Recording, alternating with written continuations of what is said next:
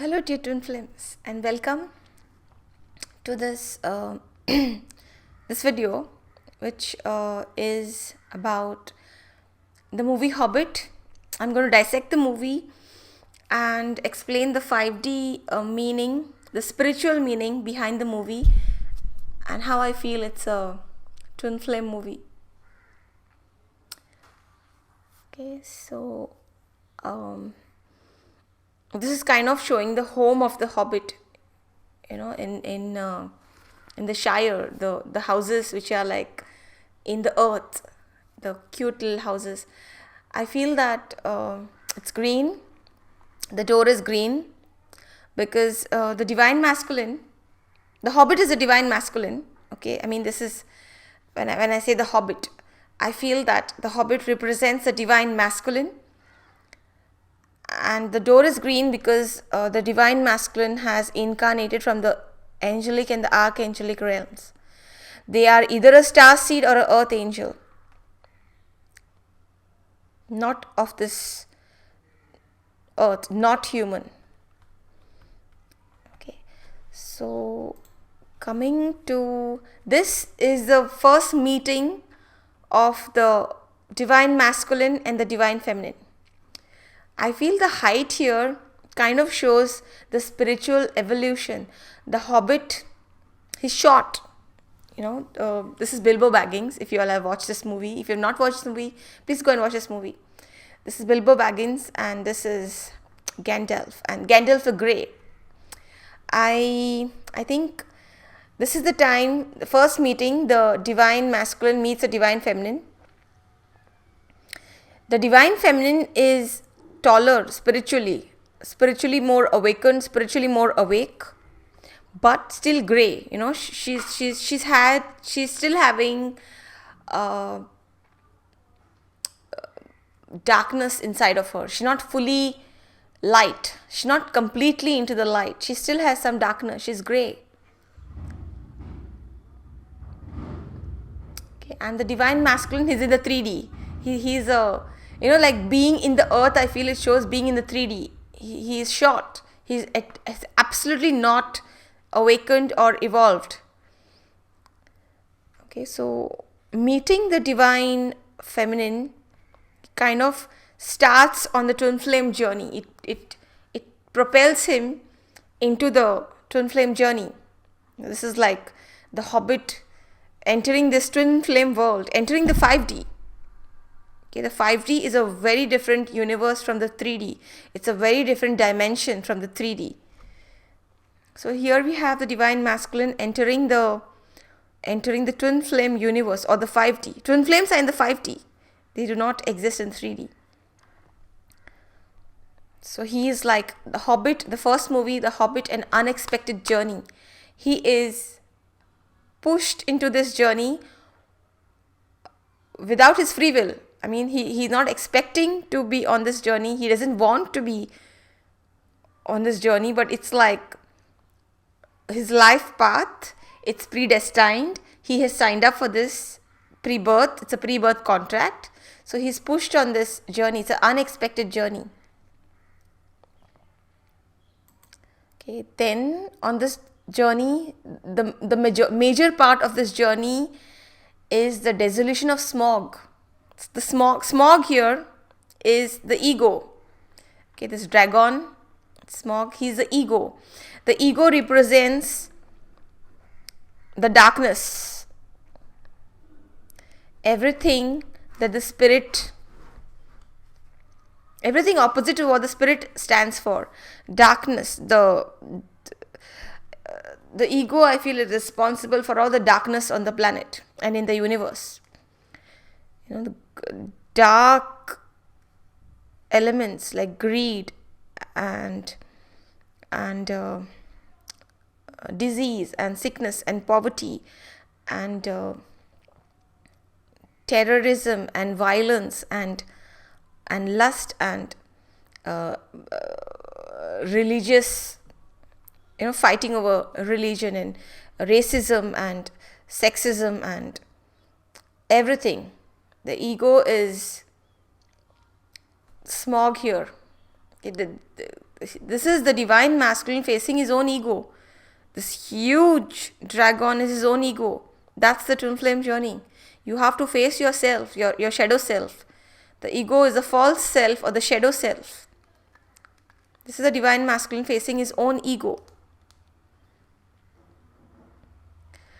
And the ego is, I feel the ego is a virus in the genetic code of humans put by Satan. And the subconscious mind is how God is talking to us and controlling us in a way. And this ego is planted by Satan so that he can control the human. It's not part of creation. It's not part of God's creation. And the ego can burn down the planet. A planet burns because of the ego. Yeah, so the twin flame journey, the journey of spiritual awakening, this journey of evolution is burning the ego instead of burning the planet.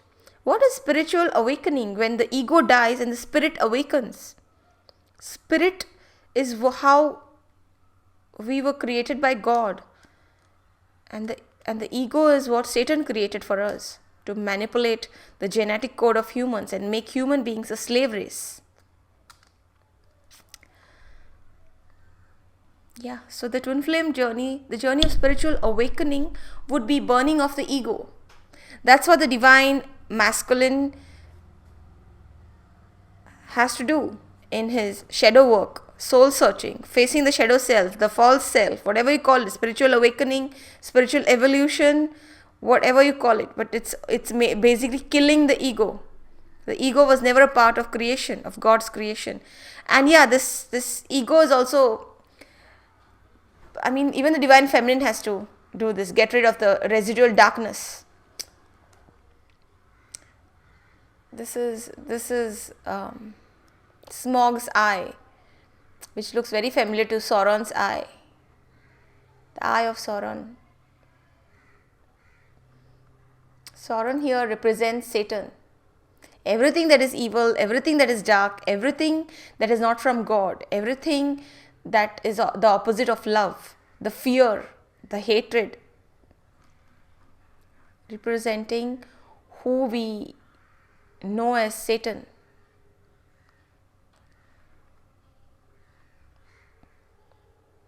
You call him Antichrist, you call him the devil, you call him whatever you want. And then we have the battle of the 5 armies. I feel once you get rid of the ego, you have to... The 5 armies represent the 5 senses of the human beings. The sense of sight, the hearing, the taste, the touch, and the smell. The 5 senses. So it's like you have to... The divine masculine has to free his senses from the seduction of the senses by Satan. You know, our senses are always being seduced by the media, resulting in overindulgence, addictions, materialism, excessive materialism. So yeah, it's all about battle of the 5 armies, freeing your senses from the seduction that's happening by the media, by the porn, the food industry, the medical industry, the everything. Okay, how they're seducing our senses to make money and turn human beings into these like addicts, like slaves, addicted slaves.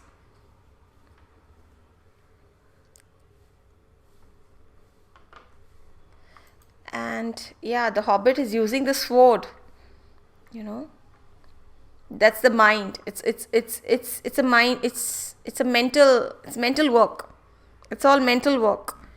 It's like achieving that peaceful mind, a mind which cannot be seduced by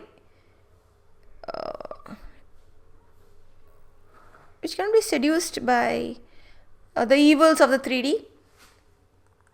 A very strong mind. It's a battle. It's a mental. It's a battle of the mind. The sword represents the mind, as it does in the tarot. Yeah, and after this whole process of killing the ego, the divine feminine will become Gandalf the White. She's not grey anymore. She's also done her shadow work.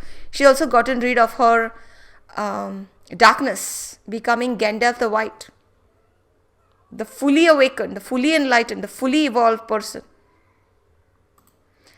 And the reunion, I feel, a twin flame. This is a twin flame reunion.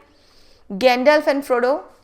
Gandalf being the divine feminine, she has had a spiritual awakening like years ago, and she is like very spiritually advanced. She knows a lot, and she's fully a spiritual being. There is no ego here.